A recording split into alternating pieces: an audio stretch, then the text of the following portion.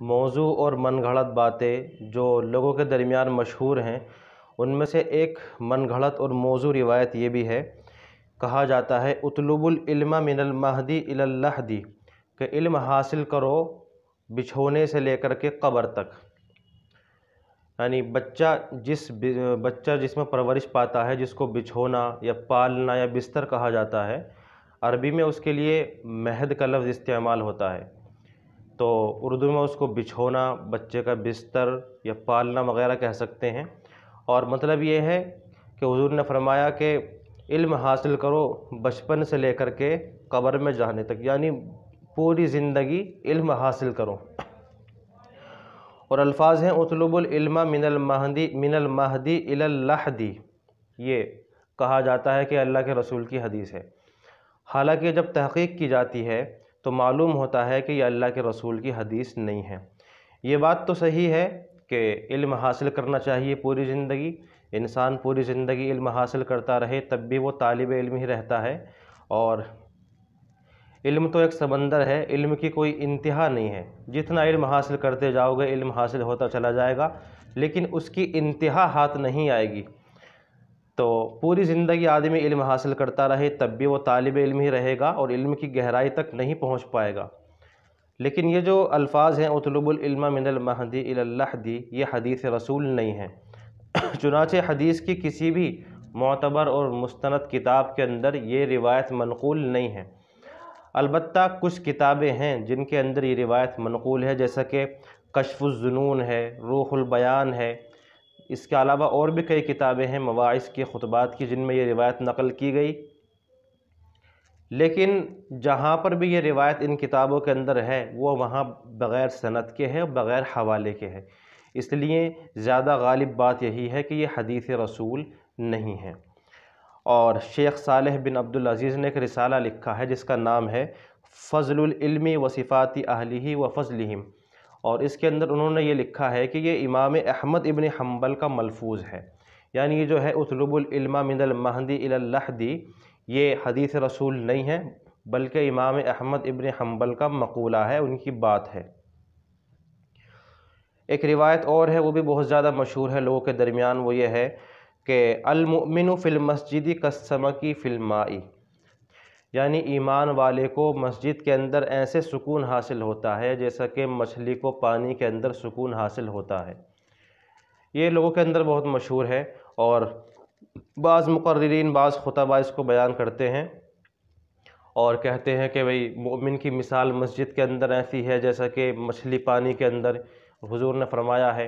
حالانکہ یہ حدیث رسول نہیں ہے۔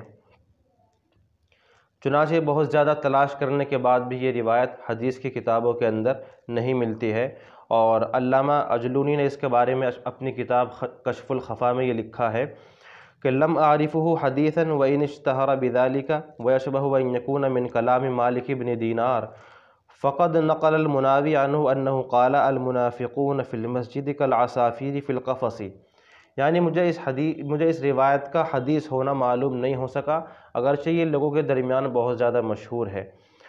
اور ایسا لگتا ہے کہ شاید یہ مالک ابن دینار کا کلام ہے، کیونکہ مالک ابن دینار نے، علامہ مناوی نے ان کے متعلق یہ مقولہ نقل کیا ہے کہ المنافقون فی المسجد کالعصافیر فی القفص، کہ منافقوں کی مثال مسجد کے اندر ایسی ہے جیسے کہ چڑیا پنجرے کے اندر۔ تو یہ مالک ابن دینار کا مقولہ ہے، تو اس سے معلوم ہوتا ہے کہ اس کا پہلے والا جو مقولہ ہے جس پر ہم بات کر رہے ہیں، جس روایت پر، وہ بھی مالک ابن دینار کا قول ہو سکتا ہے لیکن حدیث رسول نہیں ہے۔ تو یہ جو روایت ہے المؤمن فی المسجد کالسمک فی الماء، یہ حدیث رسول نہیں ہے بلکہ یہ مالک ابن دینار کا مقولہ ہے، یا کسی اور کا بھی مقولہ ہو سکتا ہے، لیکن اللہ کے رسول کی یہ حدیث نہیں ہے۔ ایک روایت اور ہے، وہ حدیث قدسی کے طور پر بیان کی جاتی ہے کہ اللہ تبارک و تعالی نے یہ فرمایا یا ابن آدم خلقت اشیاء لک و خلقتک لی، کہ اے انسان میں نے کائنات کی ساری چیزوں کو تیرے لیے پیدا کیا ہے اور تجھ کو میں نے اپنے لیے پیدا کیا ہے۔ تو بات تو ٹھیک ہے، اللہ تعالیٰ نے اس کائنات میں جتنی بھی چیزیں پیدا کی ہیں وہ ساری کی ساری چیزیں انسان کے لیے پیدا کی ہیں اور انسان کو اپنی عبادت کے لیے پیدا کیا ہے۔ تو اس روایت کا جو معنی ہے، جو مفہوم ہے، وہ بالکل صحیح ہے، لیکن یہ جو الفاظ ہیں یہ الفاظ حدیث رسول نہیں ہیں۔ یا ابن آدم خلقت اشیاء لک وخلقتک لی، یہ الفاظ حدیث رسول نہیں ہیں، یہ اللہ کے رسول کی حدیث نہیں ہے۔ چنانچہ یہ روایت حدیث کی کسی بھی معتبر مستند کتاب کے اندر نہیں ملتی ہے۔ البتہ یہ روایت بعض صوفیہ کی اور مواعظ کی کتابوں کے اندر مل جاتی ہے، لیکن وہاں پر بغیر سند کے، بغیر حوالے کے لکھی ہوئی ہے، لہذا اس کا کوئی اعتبار نہیں کیا جا سکتا۔ اور ایک بات یہ ہے کہ علامہ مناوی نے اپنی کتاب فیض القدیر میں اس کے بارے میں لکھا ہے کہ وفی بعض الکتب المنزلہ کہ یہ کسی آسمانی کتاب کے اندر یہ روایت منقول ہے۔ اب کس کتاب کے اندر ہے، کہاں ہے، اس کی صراحت انہوں نے بھی نہیں کی ہے، لہذا یہ روایت اللہ کے رسول کی حدیث نہیں ہے، اس کو حدیث رسول نہیں سمجھنا چاہیے، لیکن اس کا جو معنی ہے اور جو مفہوم ہے وہ بالکل صحیح ہے، جیسا کہ اس کی تائید بہت ساری احادیث سے بھی ہو جاتی ہے اور قرآن کریم کی آیات سے بھی ہو جاتی ہے۔ ایک روایت اور ہے حضرت ابو درداء کے متعلق۔ اللہ کے رسول صلی اللہ علیہ وسلم کے ایک صحابی ہیں جن کا نام ہے ابو درداء۔ تو حضرت ابو درداء کے فضائل کے سلسلے میں احادیث کی کتابوں میں بہت ساری روایتیں منقول ہیں، لیکن ایک روایت ان کے متعلق یہ بھی پائی جاتی ہے کہ آپ علیہ السلام نے ابو درداء کے بارے میں فرمایا ان ابا الدرداء من العلماء الفقہاء الذین یشفون من الداء، کہ ابو درداء ان علماء فقہاء میں سے ہیں کہ جن کے پاس بیٹھنے سے بیماری سے شفا ملتی ہے۔ تو کیا یہ حدیث ہے یا نہیں ہے، اس کو سمجھنا ہے۔ تو محدثین نے اس بات کی صراحت کی ہے کہ یہ اللہ کے رسول کی حدیث نہیں ہے، یہ اللہ کے رسول کا قول نہیں ہے۔ چنانچہ تاریخ کی کتابوں میں اور اسماء الرجال کی کتابوں میں اور تراجم اور طبقات کی کتابوں میں حضرت ابو درداء کی فضیلت کے متعلق جہاں بھی روایات آئی ہیں، ان روایات میں یہ روایت کہیں بھی نہیں ملتی ہے، کہیں نہیں ملتی ہے۔ اور امام بخاری نے اپنی کتاب التاریخ الکبیر میں، اور ابو نعیم نے حلیۃ الاولیاء میں، اور امام ذہبی نے سیر اعلام النبلاء میں یہ لکھا ہے کہ حضرت ابو درداء کی شان میں جو یہ جملہ، تعریفی جملہ کہا گیا ہے، یہ جو روایت ہے، یہ روایت یزید ابن معاویہ کا قول ہے یا یہ ابن ابی حسین کا قول ہے۔ ہاں، تو معلوم یہ ہوا کہ یہ کسی کا قول ہے، کسی کا مقولہ ہے، لیکن یہ اللہ کے رسول کی حدیث نہیں ہے۔ اور ان حضرات نے یہ بھی لکھا ہے کہ اگر یہ مقولہ، یہ روایت اللہ کے رسول کی حدیث ہوتی، اللہ کے رسول کا قول ہوتا، تو اس کی صراحت کہیں نہ کہیں ضرور ملتی، اور محدثین میں مطلب کوئی یہ بات ضرور کہتا کہ یہ اللہ کے رسول کا قول ہے، حالانکہ محدثین میں سے کسی نے بھی اس بات کی صراحت نہیں کی ہے کہ یہ حضور کی حدیث ہے۔ تو پتہ یہ چلا کہ یہ اللہ کے رسول کی حدیث نہیں ہے، بلکہ یہ کسی کا مقولہ ہے، کسی کا قول ہے۔ ایک روایت اور ہے، وہ بھی بہت زیادہ مشہور ہے، کہ آپ علیہ السلام نے فرمایا ما سب اللہ صدری الا وقد سببتہ فی صدری ابی بکرین۔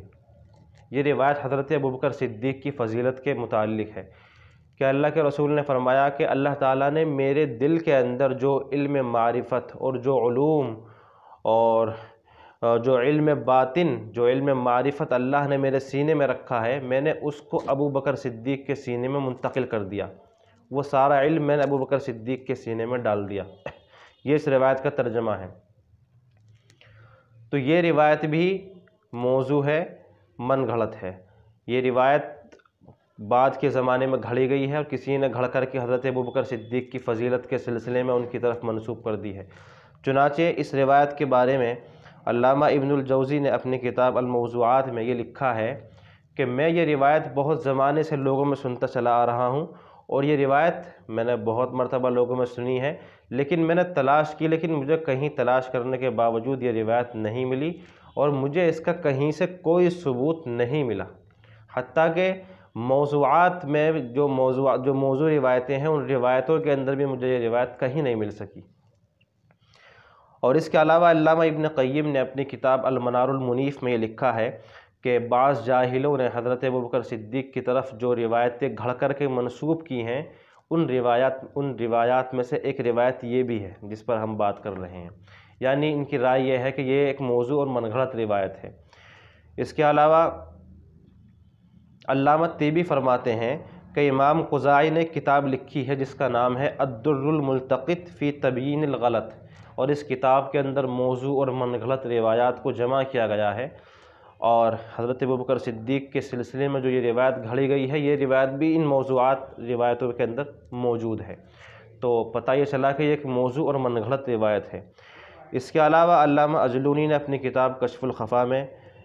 اس کو لکھا، اس روایت کو، اور اس کے بعد یہ لکھا وَأَمْثَالُ هَذَا مِنَ الْمُفْتَرَيَاتِ الْمَعْلُومِ بُطْلَانُهَا بِبَدِيهَةِ الْعَقْلِ، کہ یہ ایک ایسی جھوٹی گڑھی ہوئی روایت ہے کہ بدیہی طور پر اس کا جھوٹا ہونا معلوم ہو رہا ہے۔ اس کے علاوہ علامہ محمد طاہر پٹنی، علامہ شوکانی، ملا علی قاری، علامہ بیروتی، ان تمام حضرات نے اس بات کی صراحت کی ہے کہ یہ ایک موضوع اور من گھڑت روایت ہے،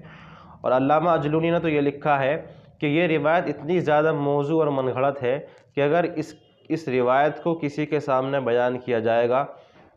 تو سننے والا اگر سمجھدار ہوگا تو وہ سن کر ہی سمجھ جائے گا کہ یہ موضوع اور من گھڑت روایت ہے، یا آپ علیہ السلام کا قول نہیں ہو سکتا۔ تو پتہ یہ چلا کہ حضرت ابوبکر صدیق کے تعلق سے جو یہ روایت بیان کی جاتی ہے یہ روایت موضوع ہے، من گھڑت ہے، یا اللہ کے رسول کا قول نہیں ہے۔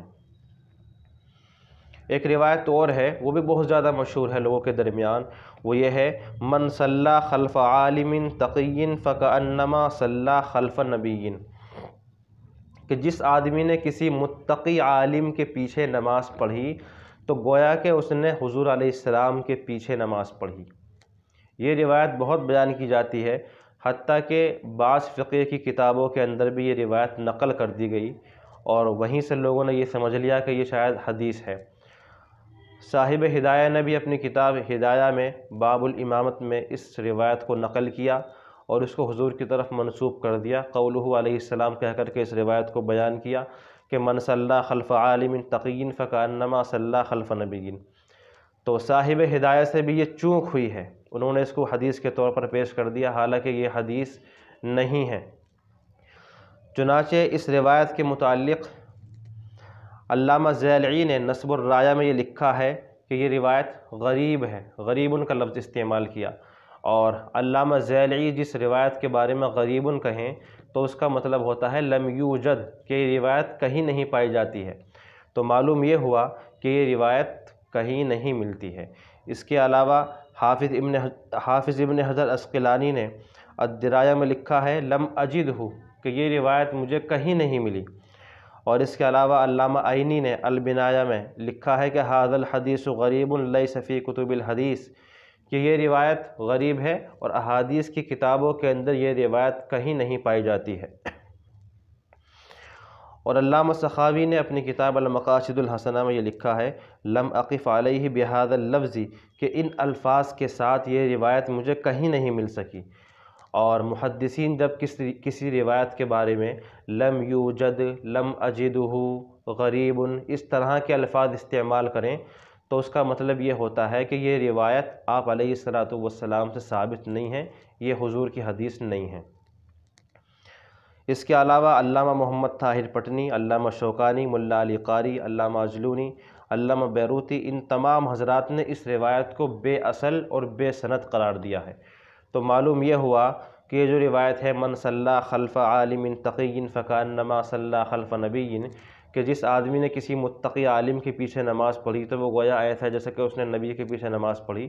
یہ روایت موضوع ہے، من گھڑت ہے، یہ حدیث رسول نہیں ہے۔ جن فقہا نے اس روایت کو اپنی کتابوں کے اندر نقل کیا ہے حدیث رسول کے طور پر، ان سے چوک ہوئی ہے اور محدثین نے اس کی صراحت فرمائی ہے۔ ایک روایت اور ہے کہ الشریعۃ اقوالی والطریقۃ افعالی والحقیقۃ حالی والمعرفۃ رأس مالی، کہ حضور نے فرمایا کہ شریعت میرے اقوال ہیں اور طریقت میرے افعال ہیں اور حقیقت میرا حال ہے اور معرفت میرا رأس المال ہے۔ صوفیہ اکرام اس روایت کو بہت زیادہ بیان کرتے ہیں کیونکہ اس روایت کے اندر تصوف اور سلوک کی کئی ساری اصطلاحات جمع ہوئی ہیں، تو صوفیہ بڑی شد و مت کے ساتھ اس روایت کو بیان کرتے ہیں، اور کہتے ہیں کہ یہ حدیث رسول ہے، حالانکہ حقیقت یہ ہے کہ یہ حدیث رسول نہیں ہے۔ حدیث کی کسی بھی کتاب کے اندر یہ روایت نہیں پائی جاتی ہے۔ البتہ بعض صوفیوں کی لکھی ہوئی کتابوں میں اور شیعوں کی لکھی ہوئی کتابوں کے اندر یہ روایت پائی جاتی ہے،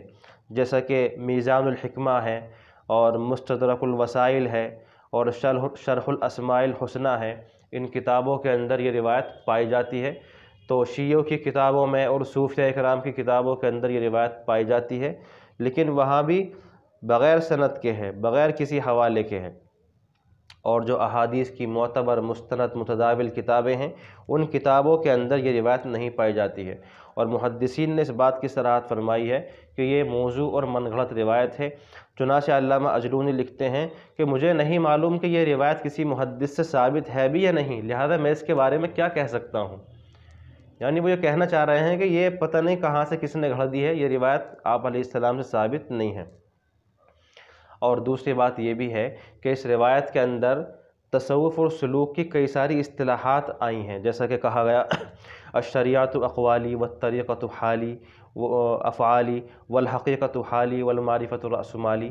تو یہ جو تمام تصوف کی اصطلاحات ہیں یہ بعد کے دور کی ہیں، اللہ کے رسول کے زمانے میں تو یہ اصطلاحات تھی بھی نہیں۔ تو اگر اس روایت کے الفاظ پر ہی غور کر لیا جائے تو اس سے ہی معلوم ہو جاتا ہے کہ یہ حدیث رسول نہیں ہے۔ ایک روایت اور ہے، وہ بھی بہت زیادہ مشہور روایت ہے، میں نے بھی اس کو کئی لوگوں سے سنا ہے، کئی جگہ پڑھا ہے۔ وہ یہ ہے کہ الغناء رقیۃ الزنا، کہ غنا یعنی موسیقی، میوزک، یہ زنا کا سبب ہے۔ یعنی گانے سننا، میوزک سننا، موسیقی سننا، یہ زنا کا سبب ہے، زنا تک لے جانے والا ہے۔ تو بات تو ٹھیک ہے، یہ بات بالکل 100% صحیح ہے کہ موسیقی اور گانا باجا اور یہ میوزک، یہ سننا، یہ زنا کا سبب بن جایا کرتا ہے۔ بات بالکل صحیح ہے، یعنی اس روایت کا معنی اور اس کا مفہوم بالکل صحیح ہے، لیکن یہ جو روایت ہے اس کے الفاظ یہ آپ علیہ السلام سے ثابت نہیں ہیں، یہ حدیث رسول نہیں ہے۔ الغناء رقیۃ الزنا، یہ حدیث رسول نہیں ہے۔ چنانچہ امام نووی نے یہ لکھا ہے کہ یہ ایک ضرب المثل ہے، یعنی یہ لوگوں کی زبان پر ایک مثال چل پڑی ہے، یہ ایک مثال ہے، حدیث رسول نہیں ہے۔ اور اس کے علاوہ امام بیہقی، علامہ نووی، امام جزری، ملا علی قاری، علامہ اجلونی، ان تمام حضرات نے یہ لکھا ہے کہ یہ حدیث رسول نہیں ہے، بلکہ یہ فضیل ابن عیاض کا قول ہے، یعنی فضیل ابن عیاض کا مقولہ ہے۔ تو معلوم یہ ہوا کہ یہ اللہ کے رسول کی حدیث نہیں ہے، بلکہ یہ فضیل ابن عیاض کا قول ہے، لہذا اس کو حدیث رسول نہ سمجھا جائے۔ ایک روایت اور ہے، وہ بھی بہت زیادہ مشہور ہے لوگوں کے درمیان، اور ہمارے بعض خطبہ بھی اس روایت کو بہت زیادہ بیان کرتے ہیں۔ وہ یہ ہے کہ اللہ تعالیٰ کو سفید بال والوں سے شرم آتی ہے، حیا آتی ہے، اور وہ پوری روایت اس طرح بیان کی جاتی ہے کہ ایک مرتبہ حضرت عمر فاروق رضی اللہ تعالیٰ عنہ آپ علیہ السلام کے پاس آئے، اور آ کر کے انہوں نے دیکھا کہ آپ علیہ السلام کی آنکھوں سے آنسو جاری ہیں۔